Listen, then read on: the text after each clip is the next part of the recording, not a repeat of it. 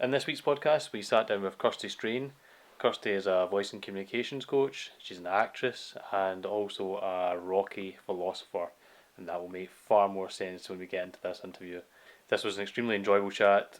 We learned loads from her, both from a professional and a personal level, and she's just an inspirational person all round. So, really hope you enjoy this, and comment, like, subscribe, all that stuff.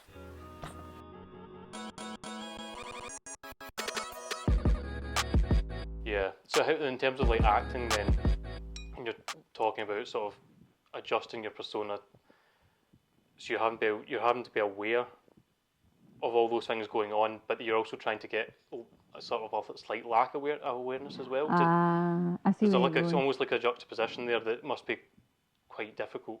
I would have thought. It's about prep, so all that happens in preparation. So it depends on the type of character you're playing. So if you're playing a character that's very far removed from yourself, and you have to do a lot of character work, and then you're changing things vocally or physically, let's say you need an accent or something like that, and then you do all that work and prep, but then you get it to the point where it's so embodied that you can live and breathe it, and it just that just is. So that becomes a and natural. then you go into the focus then is on the wants and needs of the character and the relationships that you're playing and portraying. So then you go into the moment by moment play of that scene or whatever that moment is. Mm-hmm. So yeah, you have to do all the work beforehand and then embody that, trust that you've got that, so that you can just leave yourself in that to then follow the route map of your character's want and need and the relationship that you're having in the moment, because then you have to be reactionary. So much of acting is reacting to whatever you're being given by whomever you're playing opposite. Mm-hmm. So Does it, I mean, this might sound like a really naive or daft question. Is it then difficult to sort of come out of that role that you're embodying for the acting part and come like readjust into normal life, because presumably you're shooting 8-10 hours a day as a person?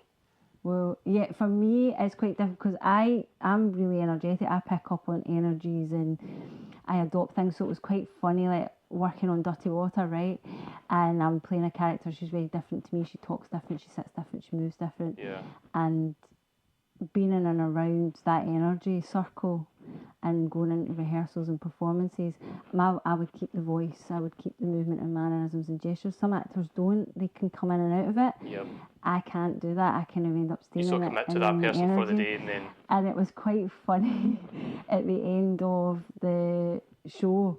We go into the bar across the street afterwards, and Caitlin's she's quite boisterous, and she's got this sort of strength about her where she can also be expressive in that. And so I was standing at the bar with my friend Stephen. Actually, was standing at the bar and been waiting for ages, and a person would get served before me that I was there before them, and I let it go because I was talking to Stephen. I let it go, and then it happened a second time, and I just went like, "What's happening here?"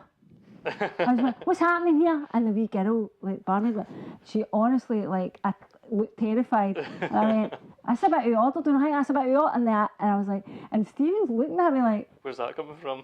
And then she went, and then I just mumbled, "I think I'm still in character here. I need to go home. I need to go home." Because I was joking with like John and stuff like that, but I'm going to need to go home and get deprogrammed here. I'm like, I don't even know who I am. I don't even know who I am anywhere.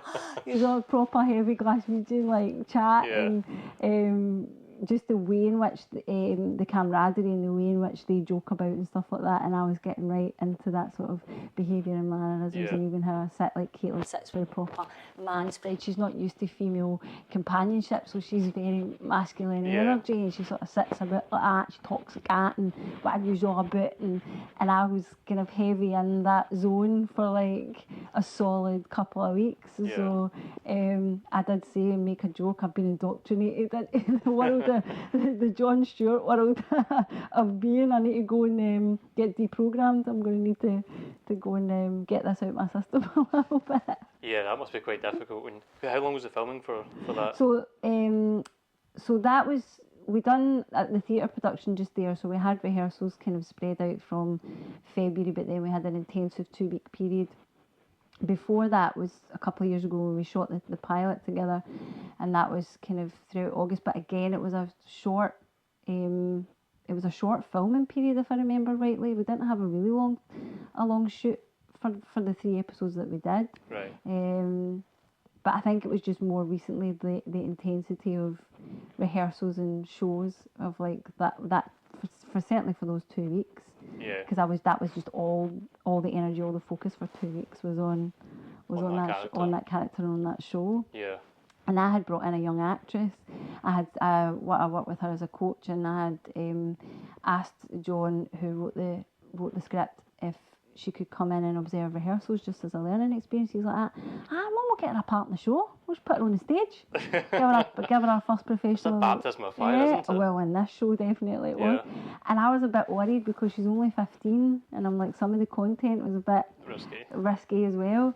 But it ended up working out. But then I remember saying to her, so you notice how, so I was trying to make it a learning experience, you notice how Vivian, she's playing 2 different characters and her voice changes for each one, and then when she speaks as herself after that, but you notice how when I'm in rehearsals I'm speaking this way and I'm not changing that, my energy, my attitude, because she's used to me kind of speaking in a slightly different way. Yeah. So she was like, yeah, that's right. And I'm going, yeah, it's just because I can't switch it off. I want to switch it off, but I can't switch it off. But everybody's different with that. But for me, especially with voice, because I play around with voice so much, I can't switch that off. Like, if I'm in that zone of that particular character, I won't necessarily switch it off. Yeah. That's interesting. And you being a voice coach, and I mean, how would you describe your profession then? I usually say voice and communications coach, because there's kind of 2 sides to what I do primarily. I will do accent and dialect coaching and vocal production and that kind of thing, but then a huge chunk of my work now is in the communications coaching, which it's quite diverse, because some of that's public speaking, presentation skills training, and then that also leads into real communication and development of communication skills, and confidence coaching comes into that a little bit, and then there's voice work that's part of that process as well, so that people can really use their voice effectively, find their vocal power. We do a lot of vocal production, we do breath alignment and things like that as well, so there's a lot of things that I can do in isolation, and I work in isolation with people on, say, breath alignment or vocal production, or even elocution sometimes.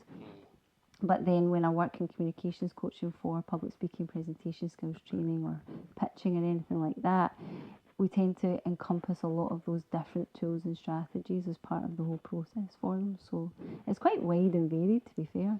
Is it like a particular age group that seek you out more than others, or is it quite a mix? I would say it's fairly broad, because I've got the young actors that I work with as well. So I work with quite a lot of young people, and then there's a mid-section, but it's mostly sort of 30s, 40s, kind of, I guess, is the average.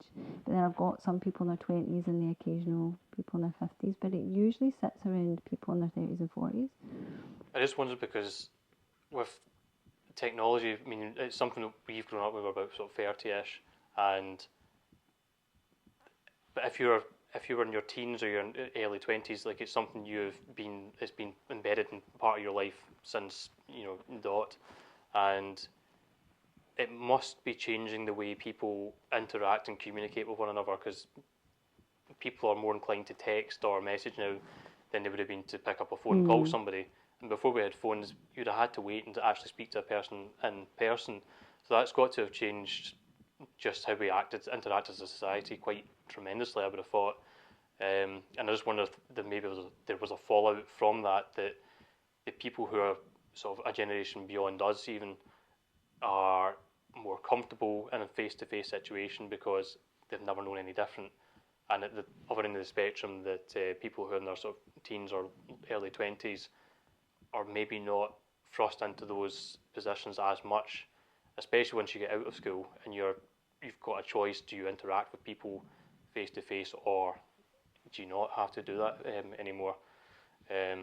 So that's why I just wondered about the age bracket, if it made any difference. I think in terms of the issues that I'm presented with, there's a difference. So when I work with people that, young people, teens and maybe early 20s, there's a lot more anxiety attached to speaking, in person communication and interaction. There's definitely a lot more anxiety and nervousness that we have to work through. So it's slightly different from that perspective. But then when it comes to people who are a bit older, say 30s and 40s, they're coming at it from what they are now being asked to do, even from a technological standpoint of I'm being asked to create content, I'm being asked to present online. That is anxiety inducing for them, because this thing about creating content and having platforms and having to represent your own business or company or whatever and be the voice of that publicly and be so public facing, that's more challenging for them because that's all new. Whereas then in terms of just interpersonal relational aspects, younger people, that is anxiety inducing for them. So the issues are different, but the reason for those issues are kind of the same. Kind of similar, because of what we're creating now technologically. Yeah, so we were out taking photos. What was the name of the kind of trail that we were on? Does that have a name? It probably does, but I won't know it because I don't pay attention to these things. I'm terrible for signs and things. But basically, you're just coming into the Woody Lee village. So just as you're coming through Lenzie into Kirkintilloch, you hit this little bit that's known as Woody Lee village. And so we're kind of just off on the trail next to there. So it's not too bad. It's quite nice. And the reason for that was your choice, but that's because you are sort of prepping now for the West Highland Way. Bothlin Burn Pathway. You found it? What's it called? Bothlin. So it must be the Bothlin Burn. Bothlin Burn, okay. Yeah. I said I did not know that about my own, where I've been walking. There you go. No, that's one of the things I will need to get more equipped at, is orientating myself and navigating a little bit. Because, I'm going to be walking the West Highland Way. 96 miles you said earlier? I think it's 96 miles. I'll need to double check it, but I think it's 96 miles, but I'm going to take my time and I'm going to do it over 8 days, 7 nights, 8 days. Just for me and where I'm at physically, I didn't want it to be too strenuous or too stressful, and I'm still going to have to do quite a bit of training to get my body ready for... I mean, 96 miles, like, still, it doesn't matter how you cut it, it's still 96 miles. You've got to put each foot in front. And it's a fundraiser, isn't it? It's a fundraiser, but the plan is to basically do a series of challenges throughout the year. Things that, some of them will be physical challenges, just for me, to see what I am capable of physically, to see how far I can stretch myself and what I can do, because that's always something I've been quite limited by with my health before, and now that I've got the health that I have, I want to do something good with it. So I thought initially it was just the West Highland Way, and then I thought, nah, that's not enough. Do more than this. That's not enough. You need to do more than that. So I'm going to do some small things like a bungee and a skydive and... I mean, you say small things, but like... Well, they're one day events, whereas this is like 8-day event. So there's that, and then I'm going to try and do scale larger hills and hopefully do Ben Nevis at some point before the end of the year. And then there are other more sort of personal challenges as well that are not physical, but it's like facing fears a little bit, and so I'll kind of reveal them as we kind of go along. But I'm doing it for 2 charities, but they're both cancer related charities, so Cancer Research and Maggie Centres. And I originally wasn't doing that. I was originally just going to look for a charity that supported people with long-term chronic ill health with their quality of life, and there's a brilliant charity that supports that, Thistle. But then my cousin, who's one of my best friends, got breast cancer, and it impacted her quite severely. And then my dad has now just been diagnosed with prostate cancer. Oh, nice. So, but the prognosis is looking good for him, and we're just at the beginning of finding out what his options are. So, and then my aunt's got thyroid cancer. So I'm like, cancer it is. Yeah. And I had spoke to my cousin. I said, right, you pick the charity, because and she was like, well, Cancer Research for me, because that's the future of treatment and possibility for better treatment. Right. And then I had thought that Maggie Centres would be a good additional charity because they are supporting families, they are supporting carers, they are supporting people with their emotional well-being and their mental health through the process, because so much focus goes on the physical ramifications, Yeah. but there's also emotional and mental health ramifications from being in that experience and living with cancer and dealing with that. So I feel like coming at it from both sides and raising awareness. Yep. And it's also about raising awareness for people. Get yourself checked. Do you know what I mean? My dad's all about this now. He's on about my brother at the minute. Your brother's over 40 and needs to get yourself checked. Yeah, and yeah. having regular checks and I Catch it think, early. and just being able to talk about it and sort of talk about these things and talk about, what people's experiences are going through it and yeah, just raising that bit of awareness as well. And so I thought, well, I'm in a position to now see what I can do physically, because obviously I had all my years of not being well and then having health breakthroughs and being at this point of, right, okay, I'm now in a position where I'm the one who's fit and healthy. What can I do with that and do something good with it and raise awareness at the same time? Yeah, because listening, I think it was the Purple Stars podcast. You spoke quite a lot about the things you've been through, which is quite incredible. To hear you talking about being able to go and do the West Highland Way in a few months' time.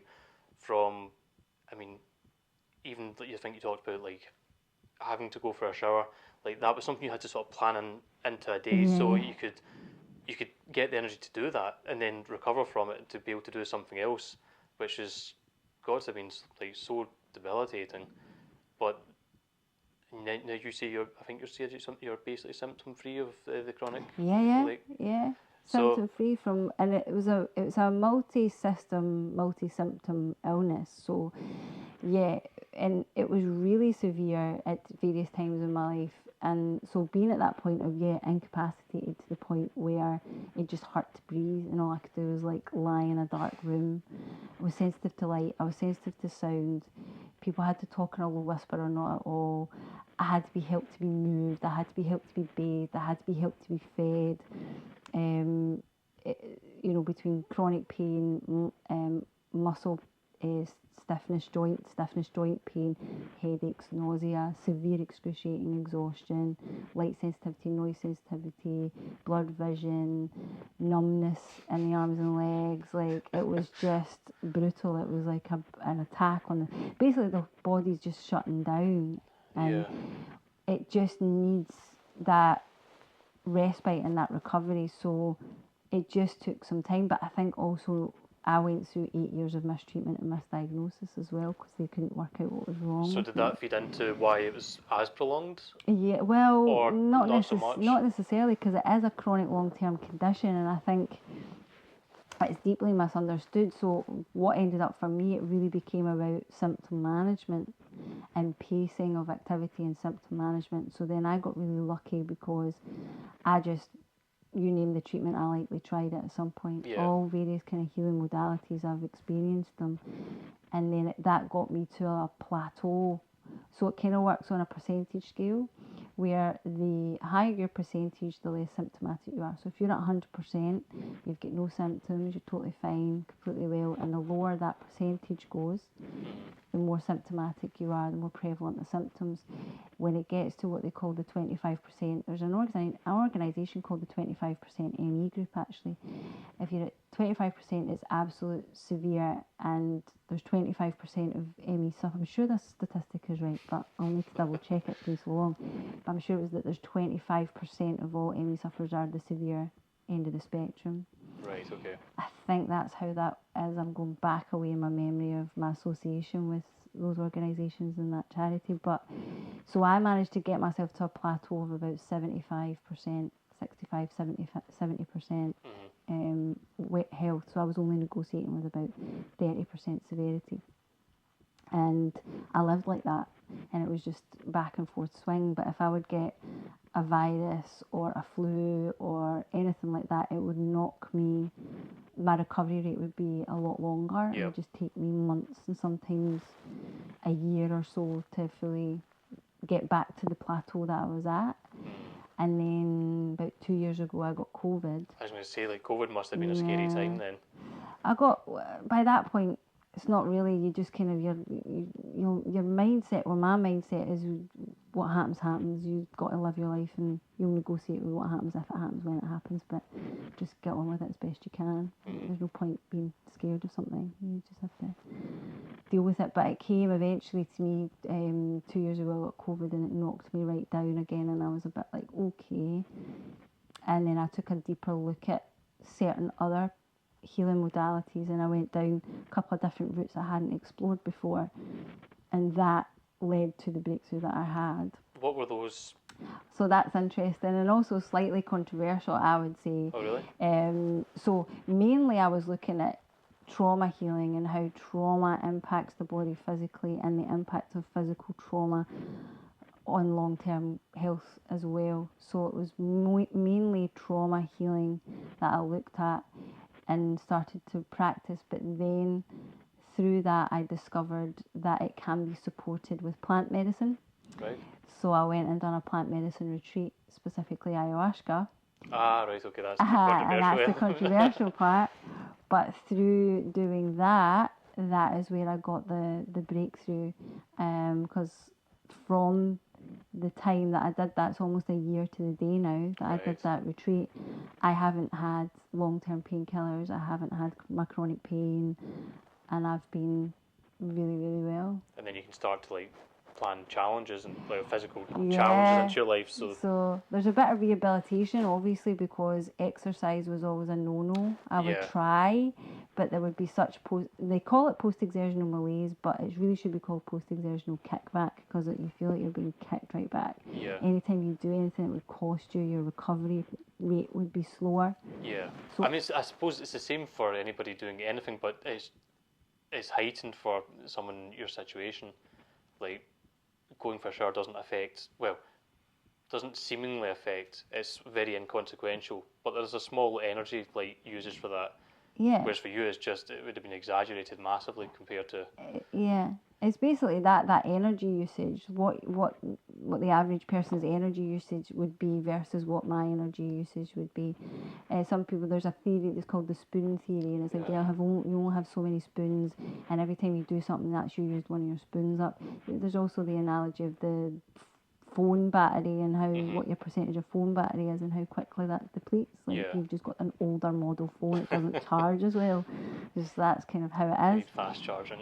And so for me, what I've found since both the combination of trauma healing and plant medicine together is that I no longer have, I'm also not symptomatic, but I also no longer have that same distance and recovery rate. Like, my recovery rate is much more efficient than it used to be.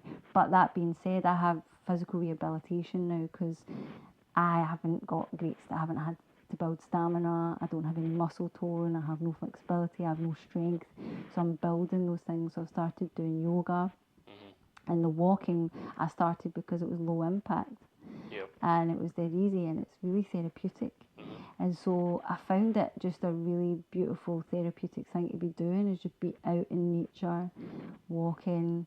And that's when I clicked and started doing hills, and was like, West Highland Ways for me, I'm going to do that. Yeah. But obviously I've spoken to people who've walked it, and these are fit people, these are fit, healthy people, and I'm like, right, okay, I need time to really be walking every day, and walking as much as possible to be fit enough to be able to sustain 8 solid days of walking.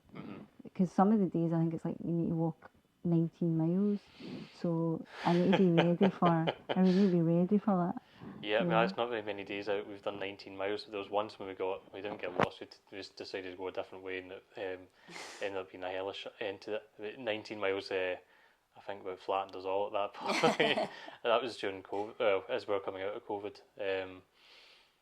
Yeah, so hats off to you. That's So it'll be interesting. We'll see how it goes. But I'm going to kind of try and document the process so that I'm accountable. I think that was part of why I wanted to instead of like, I could just go and walk the West Highland Way on the fly and do it myself. I'm like, I need more purpose for myself, and so doing it for charity and doing it to raise awareness, and it makes me accountable and it makes me committed. So you're going to document the sort of the training for it? A little bit. Yeah, a just little sort bit. of like a bit of a video diary Right, type thing? yeah. Well, I've got to put training montages in there. Sort of the Rocky-esque. Got to have some Rocky training montages on the go.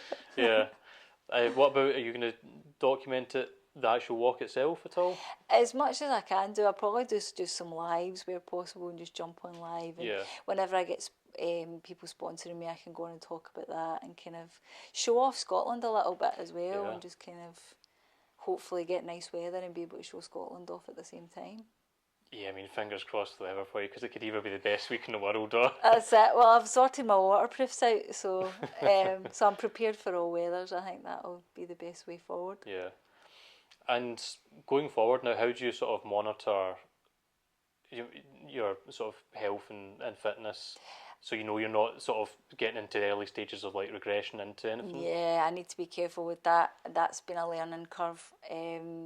Basically, I'm in a little bit of a balancing act, so the West Highland Way gives me focus, because I do need to take extra care in terms of the diet that I have, the way that, I just need to eat sensibly, hydrate well, rest well, pace myself with certain things. But it's interesting when you have newfound freedom in the body, you don't really know what your new limitation actually is. It's not necessarily limitation, but like how far can you push boundary. it before like the recovery becomes too difficult or takes too long to...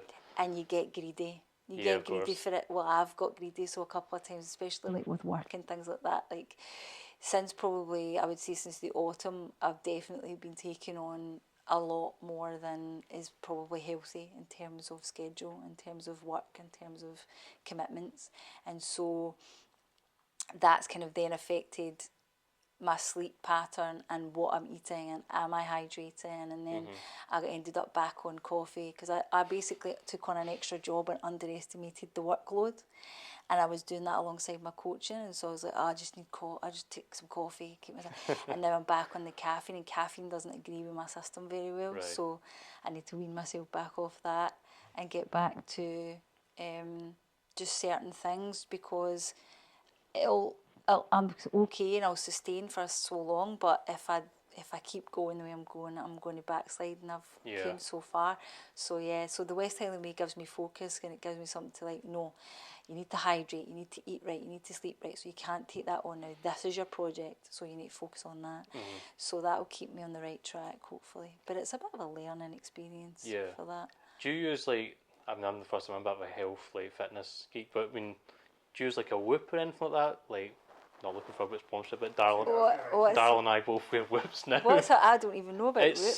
I mean, it measures your exertion for the day.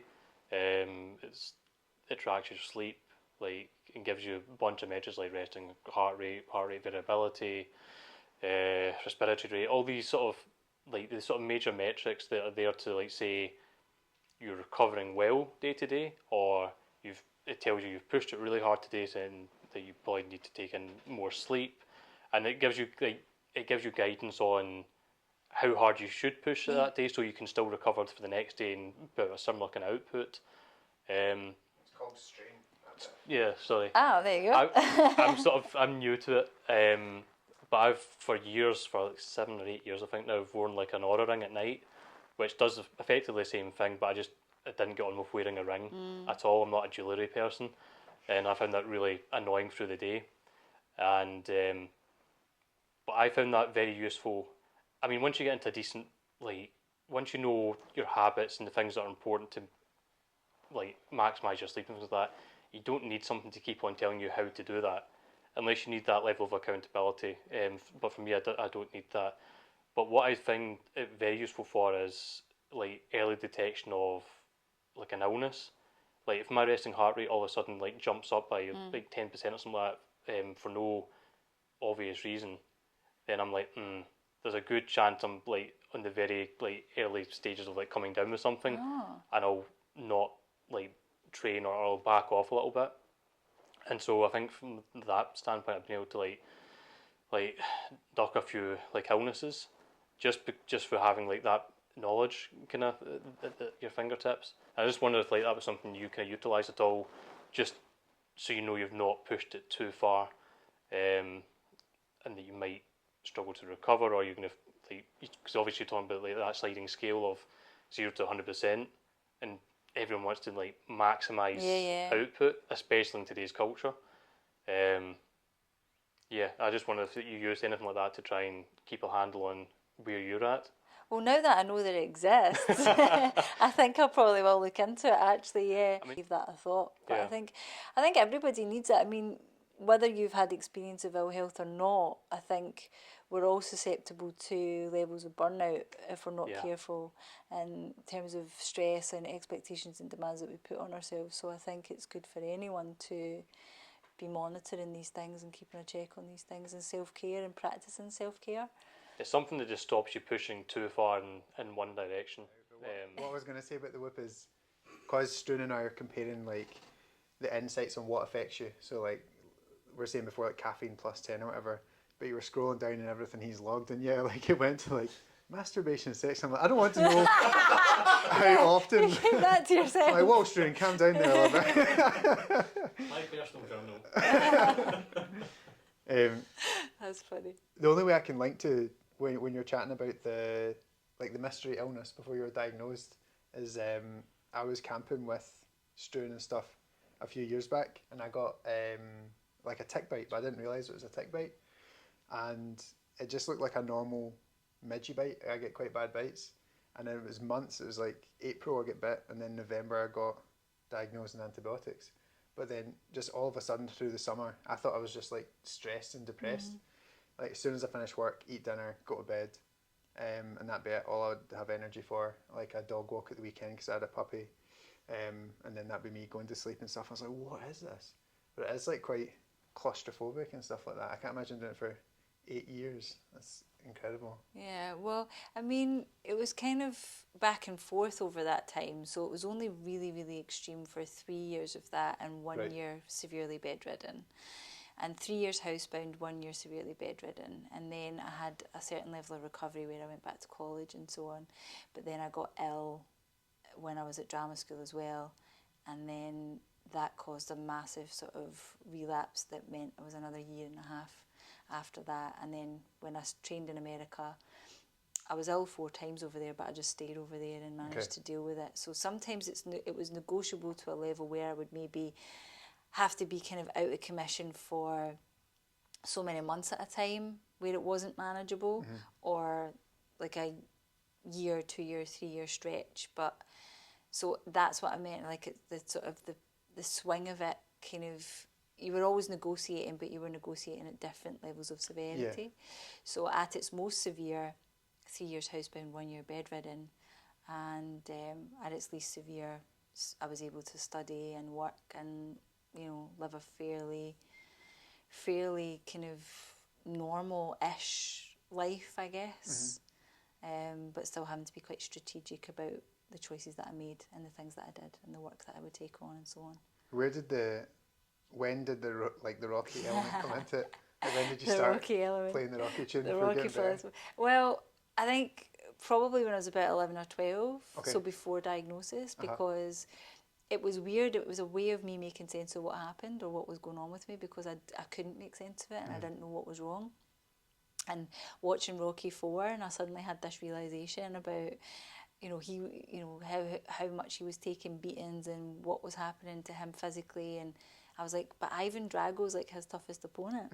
And this illness, I might not know what it is or what to call it, but this is my toughest opponent. Okay. So that means I'm a fighter then, and it just meant I could personify the illness. So I started calling it Ivan. I was like, me and Ivan. Oh, shame.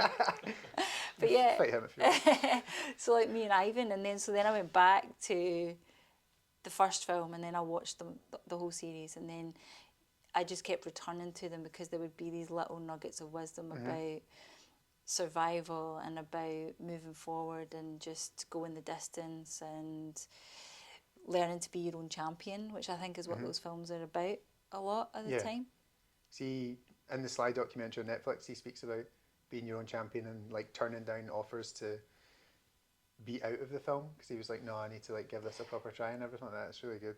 Yeah, I mean, I think even the whole story of how the film got made is really inspiring in its own right. And like that, I mean, he says you've got nothing to lose and you've got nothing to lose, and at that time he had literally nothing. So he's like, you know, I have to press on with this and I have to make it work. But I don't think he realised the legacy that it would have to this extent. Like, I don't think he was thinking about how it was going to be therapeutics or some wee girl in Glasgow, like, to do with her illness. I don't think that was in, you know what I mean? I think even now, like, because I kind of keep in touch with, there's a lot of Rocky fans out there. There's a huge Rocky community, like Rocky it's family, massive. Nice. There's a Rocky family, and so like, there's a podcast I've been on, the Rocky Files. I've been on it twice. I did see that, yeah. And that has a huge community of Rocky fans, and there's a whole sort of conversation and dialogue that you get to have with people, and so. From that, I mean, it's massive. If you think about the Rocky Run, there's a Rocky Run that happens every year. Oh, really? In Philadelphia. Is that in Philly? Yeah. All right. To the top of the stairs. Yeah. So, cool. Well, no, it's a whole big run through Philly. There's a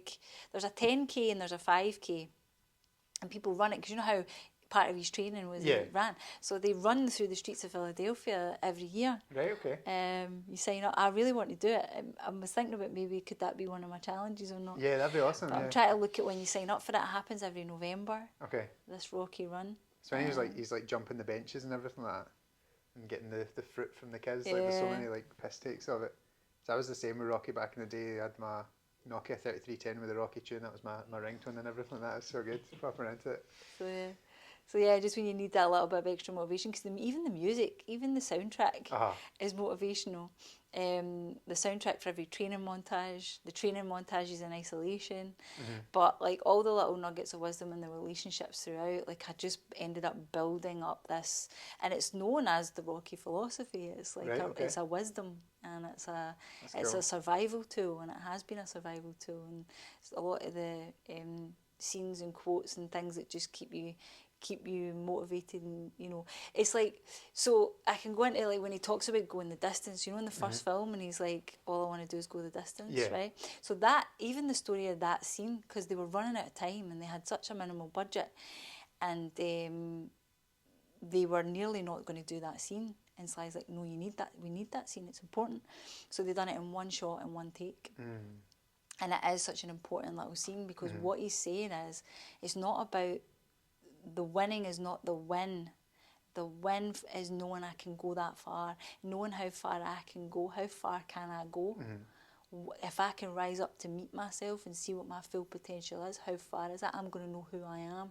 I'm going to know that I'm something. And so it's kind of like me with the West Highland Way. It's like, can I do that? Like all I want to do is go that distance. All I want to do is see what my potential is. How far can I go?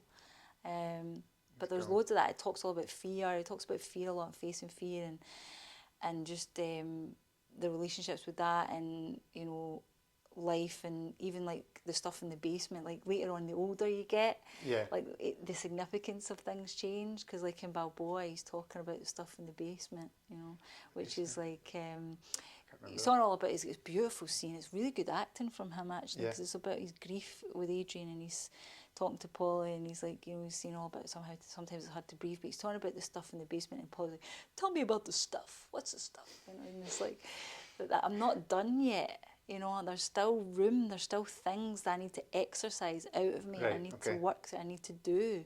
My life is not finished. I've got something else. I need to meet this. I need to meet myself here at this point. And so I kind of joke around that with stuff like that. Yeah, I've still got stuff in the basement. You know, there's still stuff in the basement I'm working out. I'm working through, you know. And then obviously the keep moving forward speeches become so famous and well known. But and the shell shock joke. Yeah, you get shell shocked. But that's beautiful. But you see what a beautiful love story it is as well. Like there's two love stories for me. There's the Rocky and Adrian love story, which is just really beautiful. But there's the love story of they learn to love themselves. He learns to love himself. She learns to love herself through the love of each other. and through their experience together, which I think is so beautiful. But even those moments are so clever where he's practicing the lines before he goes into the pet shop and he's like saying he's got more moss in it than flies, going, who gives a crap, you know, it's like, you know, and he's trying to work it out, you know, and he goes in trying to tell her a new joke every day and buying, you know, he only has the turtles because he goes into the pet shop to see her. That's the whole point. Did you get a bouncy ball after watching it? I'm not good with a bouncy ball. I try and bounce it, it flies pings all over the place. So not coordinated enough for a bouncy ball. But so how did it go from? So obviously you had this illness when you were like young, like a lot younger, and then cut forward like 10 years. You're in New York training to be like an actor and stuff. That was what you went to New York for, right? So when I first got ill when I was 9, and then finally got a diagnosis of ME when I was 17.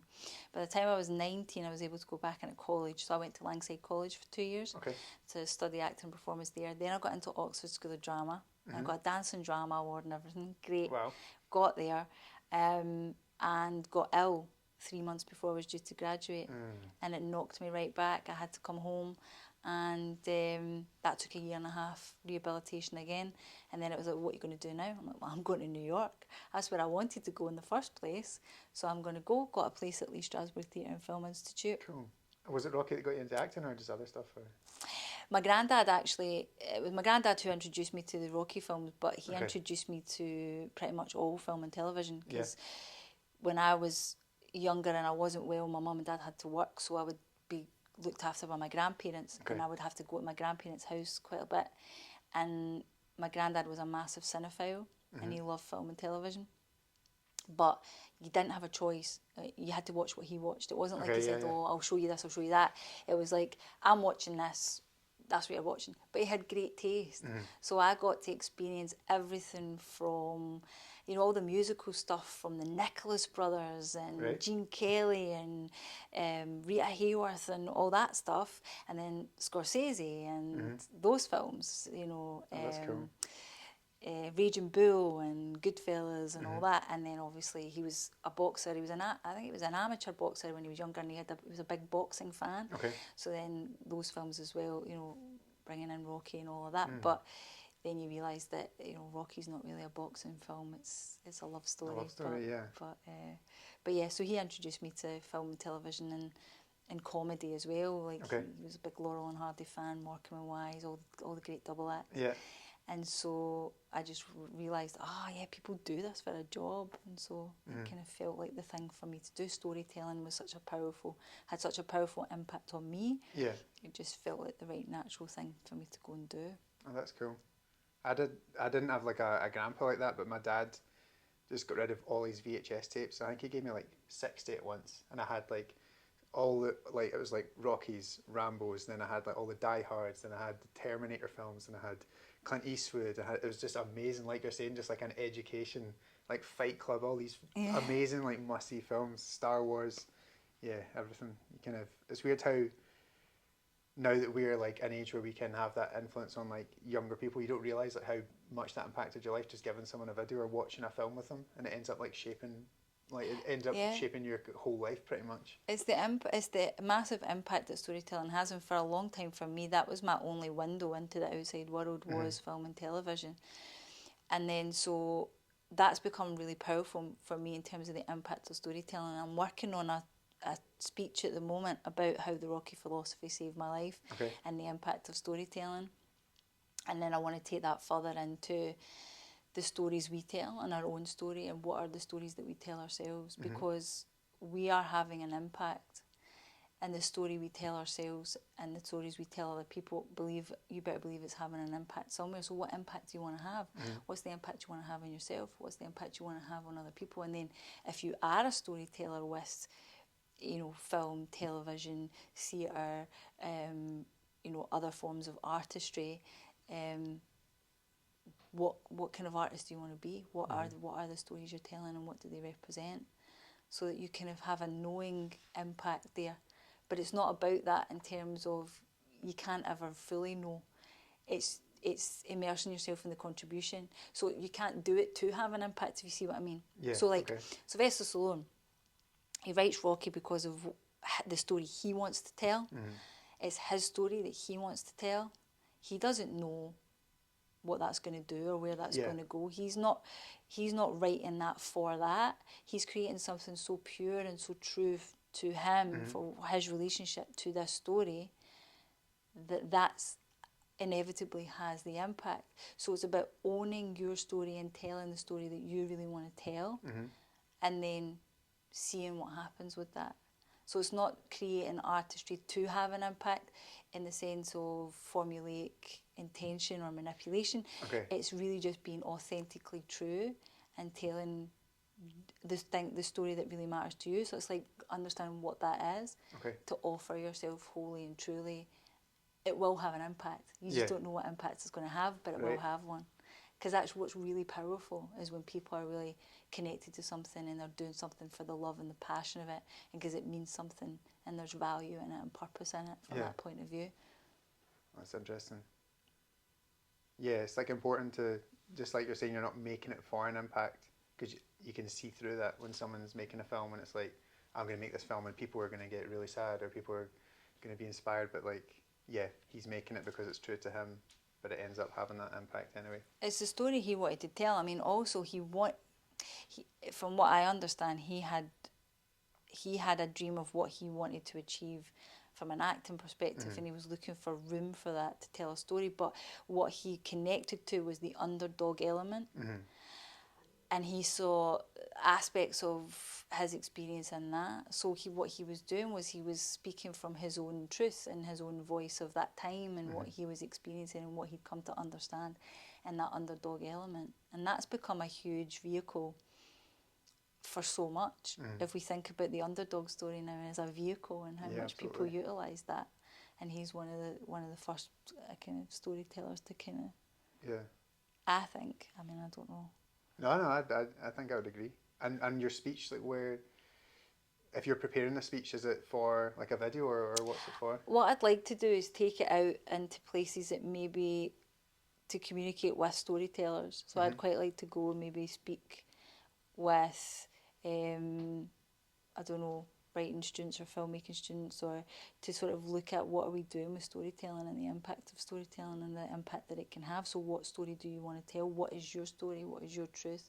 Why are you creating that? Why are you communicating that? Why is that important? So it's kind of, to speak to storytellers in a way, but anybody with anything it's not who creates anything. What are we creating it? What is your investment in that personally? Because most people leave themselves to the side. And the whole point of when something beautiful happens or something beautiful is created, it's because somebody's been vulnerable enough to share or express the truth of themselves in that moment. Like your Darren Connell's podcast and everything, we were chatting about that before. Yeah, no, it's so true. And with your like storytelling through acting and stuff, so you came back from New York. Like, how did things like, say, Burniston, for example, how did that come about, or how like far into your career was that? Not massively far actually, because I came back. It was probably within my first year home, really, because I had Taggart was the first TV job I did. Right. Okay. Yeah. And then Burniston happened not long after that. But I think that came about really randomly because Robert Florence had seen, I'd put my showreel online, and he had seen my showreel online. Oh, cool. And thought it might be good to bring me in, because I didn't know anybody when I first came back. I was just sort of getting to know who was casting what and who was making what. I didn't really know. And he had randomly came across my showreel online and suggested that I get brought in to audition. So I just went in and auditioned like everybody else, and then they gave me the job. That's cool. Which was brilliant for me, because it was great fun to do. And I hadn't really worked in comedy much, and I'd kind of forgot that side of myself a little bit, and it really brought me back to comedy. Cool. Especially in such a brilliant way, because they're great writers, you know, they just write so brilliantly, and I think that's where comedy has its magic, is if you don't really have to do that much when the writing's that good. You kind of just, you know, and getting to know them and working on that was just, it was great fun. And is comedy like more challenging, or is it easier to Like I'd imagine corpsing and stuff is a challenge, but Yeah. are you more comfortable in like a funny scene or like a dramatic scene? Or? Well, I've gotten into trouble for corpsing quite a lot, to be honest. I do struggle with that, especially when you're working with really funny people. Yeah.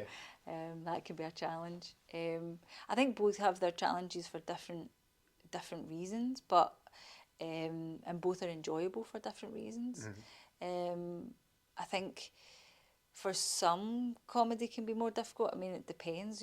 There's a rhythm to it, and you have to kind of understand, you know, where the punchlines are and where the, you know, where you're punctuating things. But it wasn't so much on Burniston because I was kind of just what you call the feed or the straight person. They were the comedy really. Yeah. They two together, and they had such a dynamic together. It was just a joy to watch them. It's a lot of fun working on comedy. I would say it's just a lot of fun to be a part of. So I do love comedy. I have to say, I probably feel a little bit more at ease in comedy than I do in drama. If I'm honest, yeah. You've won, several awards for your more dramatic stuff. Oh yeah, recently, yeah, that was a beautiful film actually. Snapshot that won some awards because of the issues that it was centred around, and it really opened my eyes to the issue of homelessness quite a bit. And yeah, it was a beautiful film to be involved in. So it was nice that it got as recognised as it did, because we had a lot of trouble getting that off the ground and getting it made because it kept getting interrupted with COVID and other things. So we'd started filming and then we had to abandon filming and then we had to come back to it. And but Carrie, who wrote that's just lovely. She's just wonderful, and her next film is really beautiful as well. I've just recently watched a screener of her second short film. It's just lovely.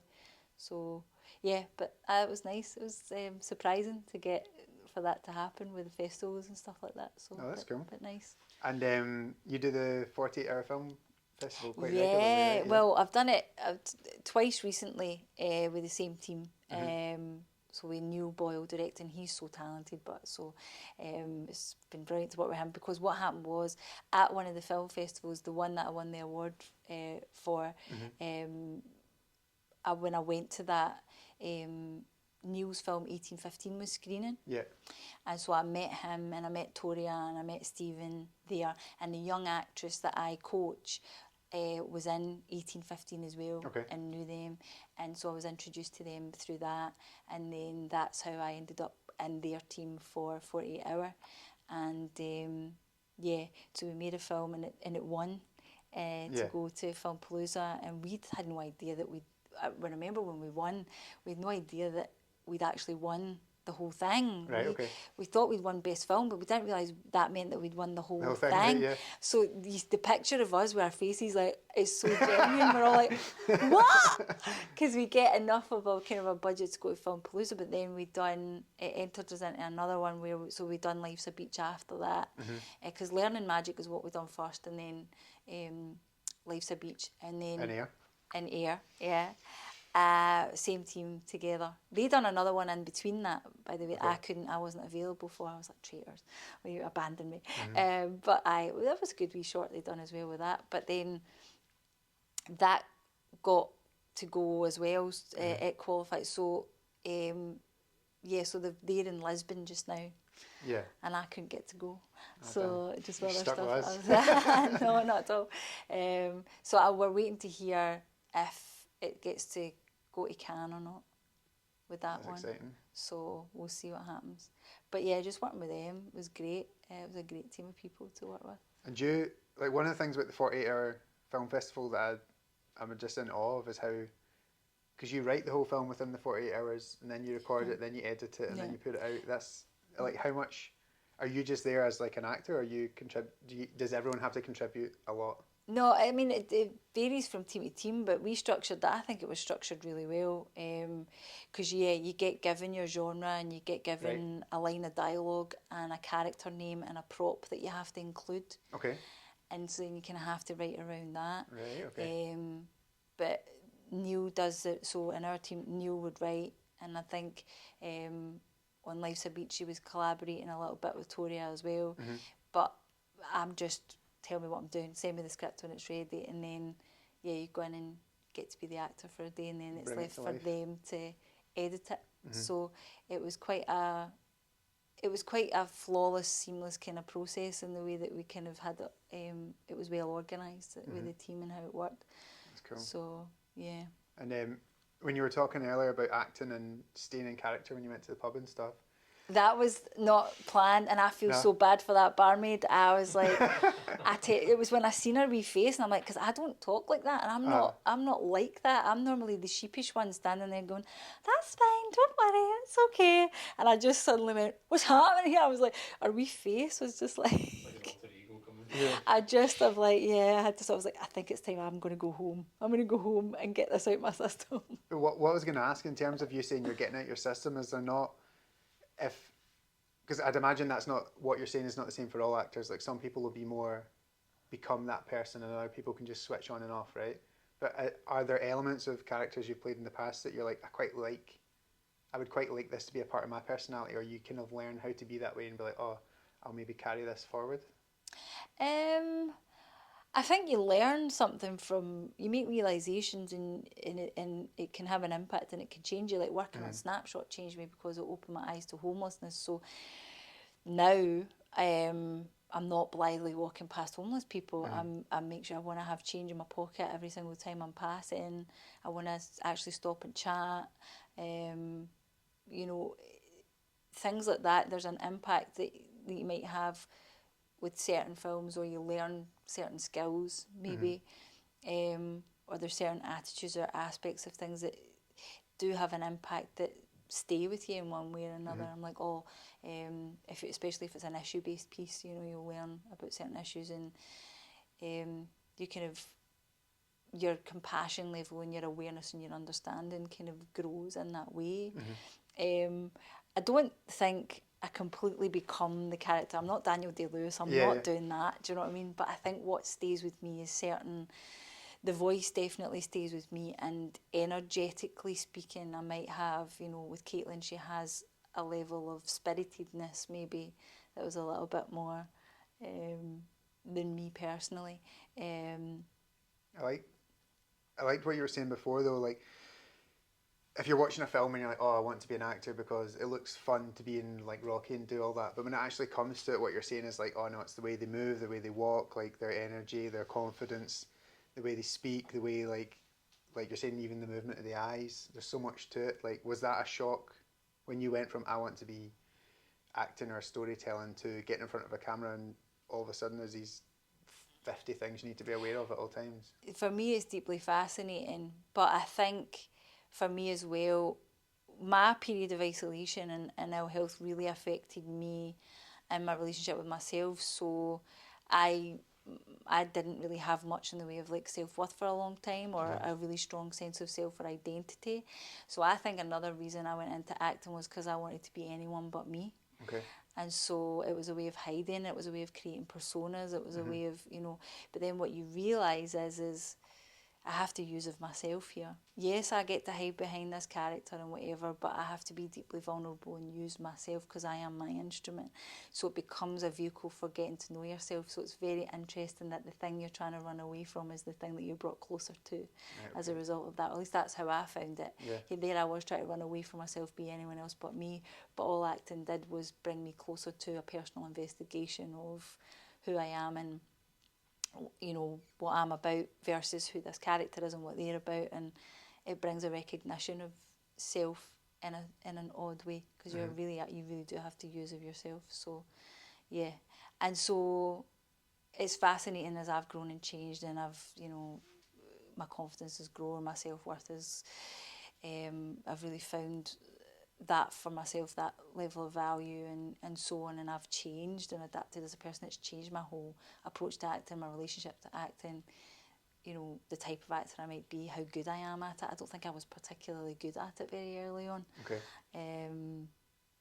But because of my, you know, difficulty of being that vulnerable and so on, but, you know, yeah, so the more you grow and change as a person, the more you'll grow and change as an actor because you're using of yourself in that medium. I would say. No, that is really interesting.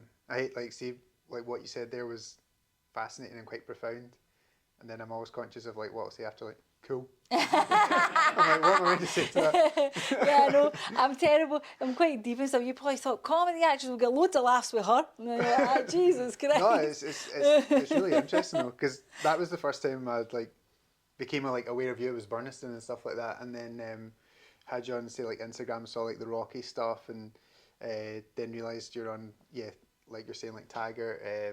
You appeared in like Guilt, and then all the other like 48-hour film festival stuff and the films. It's no, super interesting and stuff. So thanks for coming on.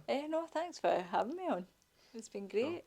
I'm sure I had one more question that I'd like prepared. That was a great wrap-up. Was it? I know, I was thinking that. Bonus question! The timing as well was suspicious because it's like going to 29 minutes and 30 seconds. I was like, if you're going for the half hour, you Oh, is it? That's actually it, to be fair. A sense. Oh, one last one.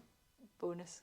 I suppose you're wanting to move into more of the coaching and performance stuff now, but is there like a dream role in acting that you wish or you would like to do next? Or For acting, would there be? even like a film that's passed, if you could go back and be in it. Recast it. Recast it. Oh yes, well there is a role that I saw that I thought, geez, that is a brilliant role and I would love to play it. I was talking about it recently. It was The Marvelous Mrs. Maisel. Right, okay. She plays a stand-up comedian. This house. Have you never seen Marvelous Mrs. Nah. Maisel? Oh, it's brilliant. I feel like And Stu having not seen any. Rachel Brosnahan is phenomenal in it. She's so good. But in watching that, I'm like, oh, what a part, what a dream role. She plays this housewife whose husband cheats on her and she ends up drunk in a bar, standing talking into a microphone and people start laughing and she realises that she's funny and she starts doing stand-up. Oh wow, And right. she goes into being a stand-up comedian. Is that a recent film? It's a series. It's a TV series. Oh, is it? Yeah. Okay. You get Yeah, it on sounds Amazon, I think. Oh, it's phenomenal. It's so funny. It's so clever. She's amazing in it, and I think because I've got a weird interest and fascination with stand-up as well, and there's Yeah. part of me. So I was going to say, but actually, that's one of the challenges I want to do. Is I'd love to Stand-up? do some stand-up. Oh, yeah. cool. I'd love to try it. What is it about stand-up? Is it the... I think it's the bare rawness of yourself Yeah. and to be funny. Yeah. To be funny as yourself. It's all very well and good when you're funny with somebody else's script and and another character and somebody else's lines, but when you've got to be up there and you've got to be funny as yourself, there's just something really vulnerable and raw about that, Yeah. but like thrilling and exciting. And if it can work, if you can do it, I don't think I would ever want to change careers and do that Yeah. as a career, but to have that one-off experience to just sort of see what it was like. But Yeah. watching that show and seeing her do that and playing that part, I'm like, that is just an awesome part to play. Right, okay, yeah. Yeah. Oh, that's cool. I absolutely love stand-up as well. I'd watch it, or comedians and podcasts and stuff all the time, but yeah, there is that kind of morbid curiosity of like, I wonder what it would be like to go on stage, but it would be awful. Because you see, have you ever seen Kill Tony?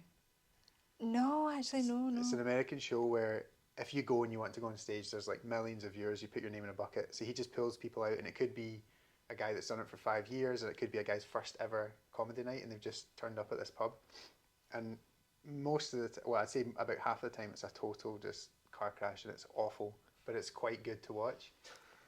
Like what really, really doesn't work, and it's usually people that come out and like try and roast the comedians and be all cocky, or it's a fascinating watch. Like I definitely recommend it if you've got that part of you interested in stand up. Oh, yeah, I'll look at it. But yeah, it's good. And I don't have a way to wrap up now after the last one. See if we can just swap out the back stuff. Yeah. Let's just wrap it up. But yeah, thank you very much. That was awesome. No, thank Cool. you.